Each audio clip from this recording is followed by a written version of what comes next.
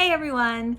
In my last video, I said that I was trying to diversify the types of books that I put on my Philippians 4 list. And so in this video, I want to try a chapter of a couple of different books. So if you'd like to try a few chapters with me, then I will look at the beginnings of a few books and discuss them with you. Stay tuned.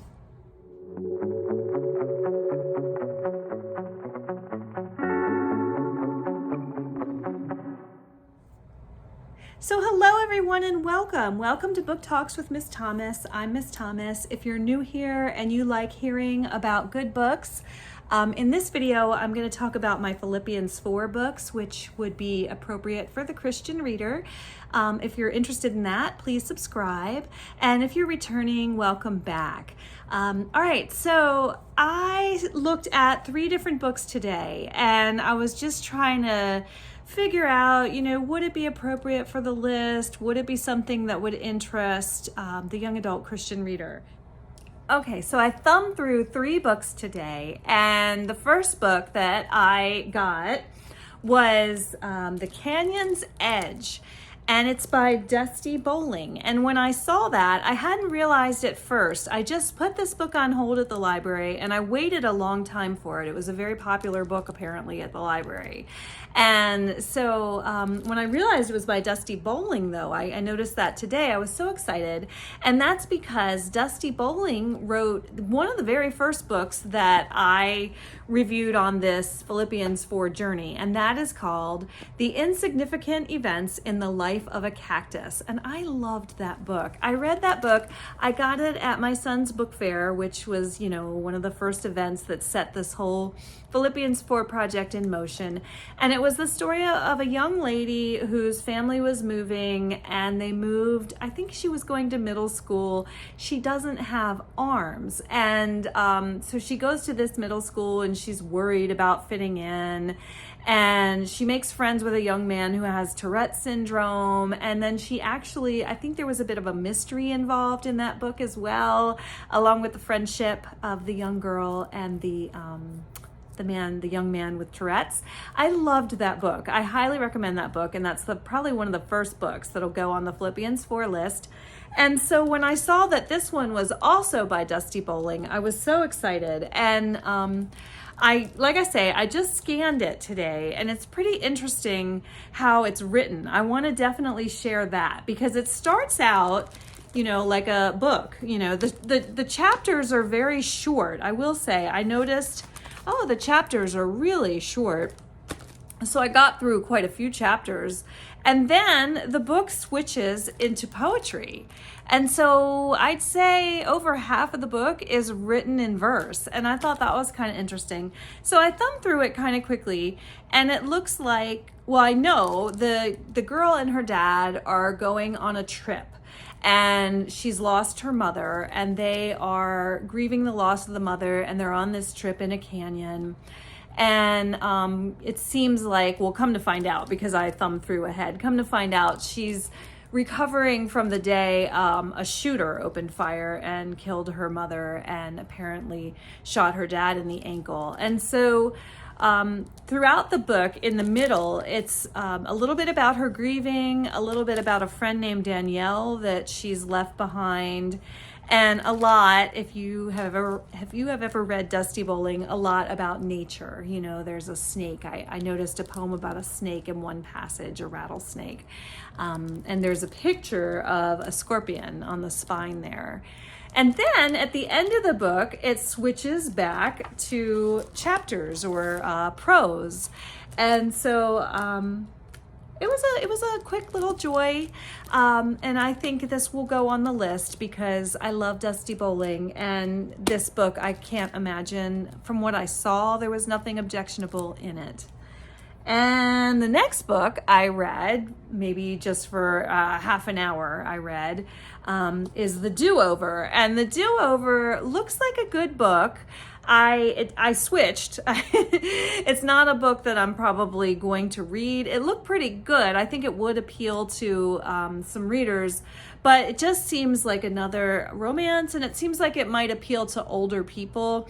It's about a woman who is a lawyer, and she's up for partner at her law firm, senior partner, I believe, and her sister is getting married. And I thought, okay, there's probably going to be a bridezilla. It sounds like the sister, in her mind, the girl telling the story, sounds like she's not real thrilled about her sister. She talks about herself a lot, but I don't know, maybe the sister will be nice.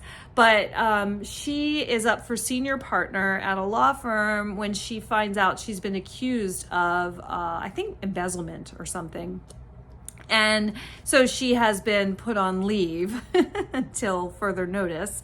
So she's going to go home to this wedding, and there's going to be a bit of a romance, I think, when she goes back home. So The Do-Over sounds like a decent book. It sounds like, some sister relationship, a wedding, a little bit of a romance, a woman struggling with ambition. It might appeal to some readers. I don't think it would appeal to a teenager. I'm not sure, but I'm probably going to give it a pass. And then I started reading The Piper's Pursuit by Melanie Dickerson. And this one, I think was recommended on another BookTube channel. I'm going to have to look into that. I can't remember if I saw it on another BookTube channel, but it's definitely not something I would have probably discovered on my own. I think it might be fantasy. I'm not sure. I haven't gotten too far into it, but can I just say, loving it. I'm absolutely loving this book so far. I'm only, oh golly, where am I? I'm on chapter 6, so I've read 54 pages. The book is about a girl named Katerina, and Katerina, I would imagine, is the girl on the cover, and she goes around looking for this beast. There's this beast that has affected the community, and it's a long time ago, and it's a Christian, I think it might be Rome, and I think they give me the year. I think it's like 1400, but it's a long time ago. 1424, so the Holy Roman Empire. So it's that's interesting too, a historical fiction component of it. And the young lady, Katerina, goes around looking for this beast, and it's a horrible beast that has it's like a wolf or a dog, and only 2 people have lived to tell about an attack from the beast. The beast has viciously and brutally attacked and killed members of the community, and 2 people lived. Well, one was bitten by the beast and then died later after being able to tell people about the beast. And so she wants to take down this beast, and so she's on the hunt for this beast. She's sort of a huntress. Then there's this other character named Stefan. And Stefan, we find out, he reminds me a bit of the prodigal son. He has left his father and his family, and he's ashamed to go back. There's no indication to me in the book that the father has disowned him or anything at all like that. He didn't trust his father when his father told him to steer clear of this group, that they're bad, and he didn't believe his father, and he went off with this group, and now he's ashamed to go back. Well, of course, now we find out his father is a duke, a very prominent man, and he's sort of disgraced. He doesn't want to go back to his father. So he decides that he's going to try to take down this beast also, because there's a reward. And not only does he need the money because he's left his duke father and brothers, but he wants to earn some valor, some points, to go back and impress his family. So he is trying to take down the beast, and Katerina is trying to take down the beast, and Katerina doesn't like or trust him, and he wants her to trust him so that he can help her catch the beast. And of course, whoever catches the beast, we find out, has been promised Katerina's hand in marriage, and she doesn't want to get married. So she's determined to catch the beast herself because she doesn't want to be promised to anyone in marriage. And Stefan is not even necessarily interested in marrying her. He just wants to catch the beast to bring glory to himself so that his father will be proud of him. And he needs the money because he's living on his own away from his father, the Duke. Katerina's father, her biological father, he is so far seems like this disgusting man. He's the mayor of the town and everyone thinks he's really great. But as readers, we get a look at him and find that he's really pretty repulsive. I mean, he doesn't like to be outdone. He talks louder than everyone else, and he doesn't seem very receptive to anyone else's views. And he definitely treats Katerina and her mother with a little bit of respect, if at all. And so, you know, just from the beginning of this book, I'm inclined to dislike the mayor, like Katerina, and root for Stefan. And Stefan, by the way, is the piper. Katerina's not the piper. When I got this book, I thought Katerina would be the piper because she's on the cover, but Stefan plays the pipe. He's musically inclined. So I'm thinking Katerina is his pursuit, or the beast is his pursuit. She's in pursuit of the beast. Now, there's also these rats. There's all these rats that seem to overtake, like huge, I can't even begin to picture, huge groups of rats that come in droves, and people are, you know, overcome by these rats. It was at one point the rats approached somebody and it sounded like they were under the feet of someone and they couldn't get away. And so Katerina and Stefan go and they rescue the person from the rats.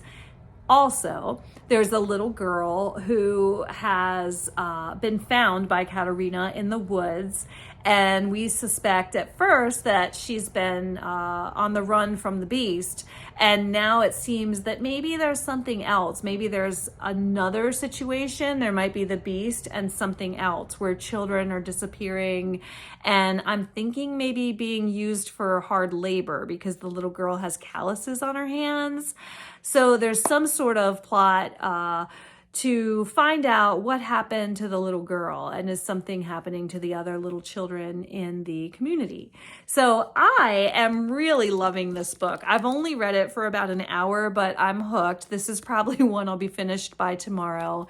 And the other two, The Do-Over, sounds pretty good. I might get back to it. Right now, I have 17 books on that I've checked out at the library. And I've read, you know, this month I've read maybe 10 of them. So I'm doing all right. But this one I think I'm going to give back because it does seem like a good book and it seems like a pretty popular book. I had it on hold for a bit. So I want to give someone else a chance to read it. And then The Canyon's Edge, I just scanned this and it looked really good. I liked the approach of chapters and then verses and then more chapters. And I like the way that it addresses such a tragedy, but in such a creative and approachable way. So those are my 3 books that I am reading right now. What about you? Go ahead and put in the comments if there's anything you're reading, especially something that might be of interest for my Philippians 4 project. I'm very interested in finding out about good books that would appeal to the young adult Christian reader. Thanks so much for listening. Bye for now.